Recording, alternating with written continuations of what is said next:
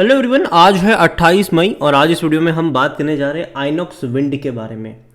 देखिए 150 रुपये से भी नीचे ये आ चुका है और आज 10% का लोअर सर्किट लगा है। और और इतनी बड़ी गिरावट की जो वजह है वो ये है कि प्रमोटर ने बहुत बड़ा हिस्सा अपना बेचा है यहाँ पर। बात करेंगे वीडियो में इसके बारे में, लेकिन उससे पहले अगर आपने अभी तो चैनल को सब्सक्राइब नहीं किया है तो प्लीज़ अभी इसे सब्सक्राइब कर लीजिए, क्योंकि आगे भी बहुत सारे वीडियोज़ हैं जो आपको काफ़ी ज़्यादा हेल्प करेंगे। तो 10% का लोअर सर्किट लगा दिया जैसे ही खबर आई कि भैया प्रमोटर 5% का स्टेक बेच चुके हैं यहाँ पर। अगर आप पिछले एक महीने का ग्राफ देखो तो आप देखिए पहले गिरावट आई थी, 135 पे गया था, वापस तेज़ी बनी, 165 पे गया और आज एक बड़ा फॉल यहाँ पर देखने को मिला जो कि दोबारा इसको 135 रुपये पर लेकर जरूर जाएगा।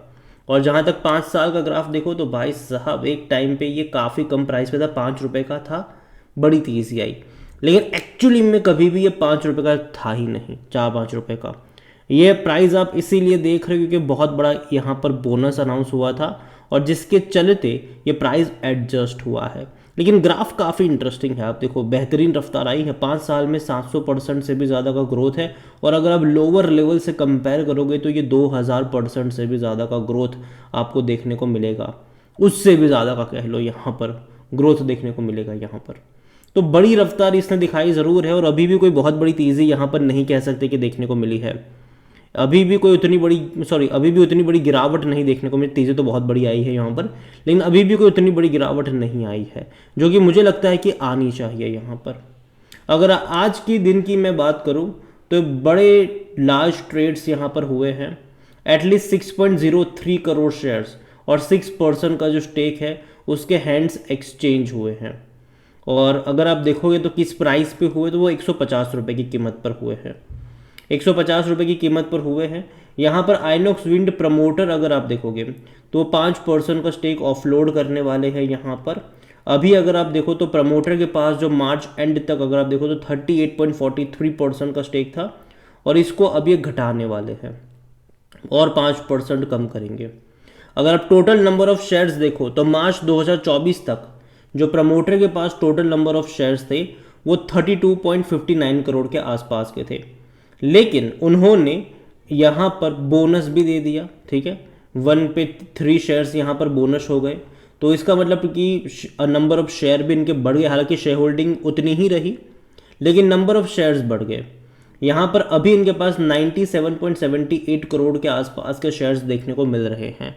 देखिए शेयर होल्डिंग उतनी ही है लेकिन शेयर्स बढ़े क्योंकि बोनस यहाँ पर इन्होंने अनाउंस कर दिया, 1 के 3 शेयर बन गए यहाँ पर, ठीक है, यही वजह है।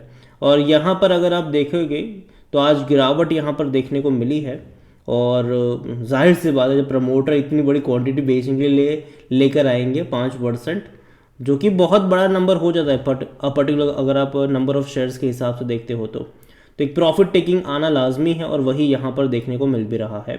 आज अगर हम वॉल्यूम्स देखें तो 9 करोड़ से भी ज़्यादा के शेयर्स ऑलरेडी यहाँ पर ट्रेड हो चुके हैं, तो बहुत बड़ी क्वांटिटी में ट्रेडिंग हो रही है। लेकिन हालांकि लोअर सर्किट यहाँ पर लग चुका है और अभी कुछ दिन और गिरावट ये रह सकती है। ऑल टाइम हाई जो कि इंट्राडे का 177 रुपये के आसपास का देखने को मिला है, मार्केट कैप अभी इसका 19,000 करोड़ के आसपास का देखने को मिल रहा है।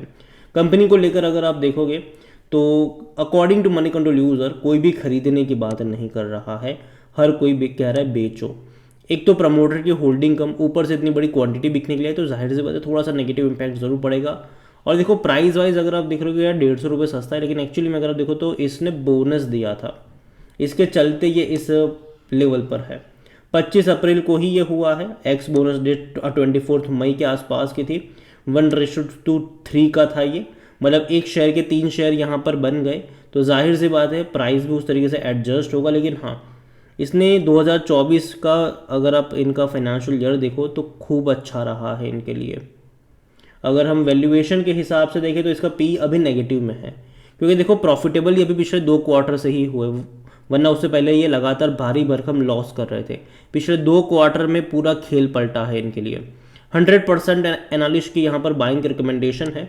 फिनेंशियल्स अगर आप देखो तो जैसे कि मैंने कहा कि 2 क्वार्टर से खेल पलटा है।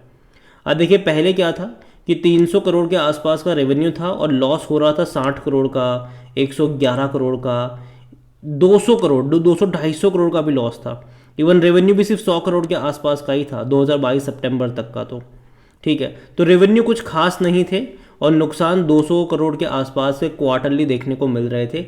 लेकिन पिछले 2 क्वार्टर में अगर आप देखोगे तो रेवेन्यू 500 करोड़ हो गया दिसंबर में, और प्रॉफिटेबल हुए 1 करोड़ का ही सही, लेकिन छोटा सा प्रॉफिट हुआ इन्हें। और मार्च में 550 करोड़ का भी इनका रेवेन्यू रहा और प्रॉफिट सीधा 46 करोड़ का चला गया। और यही वजह थी कि पिछले कुछ टाइम में हम एक बहुत बड़ी तेज़ी भी यहाँ पर देख रहे हैं, जो कि अच्छी बात है। और इवन पहले क्या हुआ यहाँ पर कि देखो, पहले क्या था कि रेवेन्यू 200 करोड़ से भी कम का था और 117 करोड़ का लॉस हुआ था। जून में रेवेन्यू में बहुत बड़ी तेज़ी आई, लॉस कम हो गया। सितंबर में और तेज़ी आई रेवेन्यू में, लॉस और कम हो गया। दिसंबर में रेवेन्यू एकदम से बढ़ गया और लॉस से प्रॉफिट में आ गई है। तो यहाँ पर अभी एक्सपेक्टेशन बढ़ चुकी है।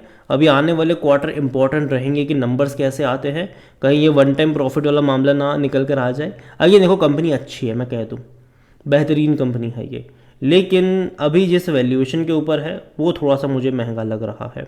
अगर हम शेयर होल्डिंग के बारे में देखेंगे तो जो प्रमोटर की होल्डिंग है वो 52.87% की है, लेकिन जो मेन प्रमोटर की हम यहाँ पर बात कर रहे हैं उन्होंने यहाँ पर बिकवाली करी हुई है। यहाँ पर अगर आप देखोगे तो 8.32% म्यूचुअल फंड्स के पास है और 1.95% डोमेस्टिक के पास है। और देखो तेज़ी क्यों आई थी यहाँ पर पिछले कुछ टाइम में, तो इंस्टीट्यूशनल इंटरेस्ट बहुत ज़्यादा आया था यहाँ पर। अगर आप देखो जून 2023 में, जहाँ म्यूचुअल फंड के पास कुछ भी नहीं था, सितंबर में वही, और तब हालांकि प्रमोटर की होल्डिंग 72% की थी और रिटेल की होल्डिंग सिर्फ 4% की थी। अब यहाँ पर हुआ क्या, हुआ ये कि सितंबर में म्यूचुअल फंड्स 6.04 पर आ गए, जो पहले थे ही नहीं। हालांकि प्रमोटर की होल्डिंग कम हुई, और इवन अगर आप एफआईज देखो तो उनकी भी होल्डिंग बढ़ी थी यहाँ पर, ठीक है, सितंबर में। डोमेस्टिक की भी होल्डिंग यहाँ पर बढ़ी थी। दिसंबर में अगर आप देखो तो सब ने होल्डिंग बढ़ा दी। म्यूचुअल फंड ने भी होल्डिंग बहुत बड़े पैमाने पर बढ़ाई, डोमेस्टिक ने भी बढ़ाई, एफआईज ने भी बढ़ाई, रिटेल वालों ने भी थोड़ी बहुत बढ़ाई होल्डिंग यहाँ पर। और मार्च में अब क्या हो गया यहाँ पर, मार्च में अगर आप देखोगे तो अब जो होल्डिंग पहले बढ़ रही थी उसमें पहले म्यूचुअल फंड ने अपनी होल्डिंग को थोड़ा सा कट डाउन किया। डोमेस्टिक ने हालांकि अपनी होल्डिंग को बढ़ाया है, ज़्यादा करा है यहाँ पर। हालांकि एफआईएस ने हल्की सी होल्डिंग अपनी कट डाउन ज़रूर करी है, रिटेल ने खरीदारी करी हुई है। तो अब तक हमने यहाँ पर देखा कि यार म्यूचुअल फंड्स ने बड़ी खरीदारी करी पिछले 3 क्वार्टरों में, एफआईएस ने बड़ी खरीदारी करी, डोमेस्टिक ने बड़ी खरीदारी करी। तो यहाँ पर देखना ये रहेगा कि अब प्रमोटर जब और क्वांटिटी बेच रहे हैं तो म्यूचुअल फंड्स यहाँ पर क्या करेंगे, वो खरीदेंगे बेचेंगे, क्या सिनारियो उनका देखने को मिल रहा है, वो ज़्यादा इंपॉर्टेंट रहने वाला है। क्योंकि अब ना म्यूचुअल फंड्स और जो इंस्टीट्यूशंस कह लो वो पहले की तरह नहीं रहे कि 3-4 साल तक होल्ड करते थे।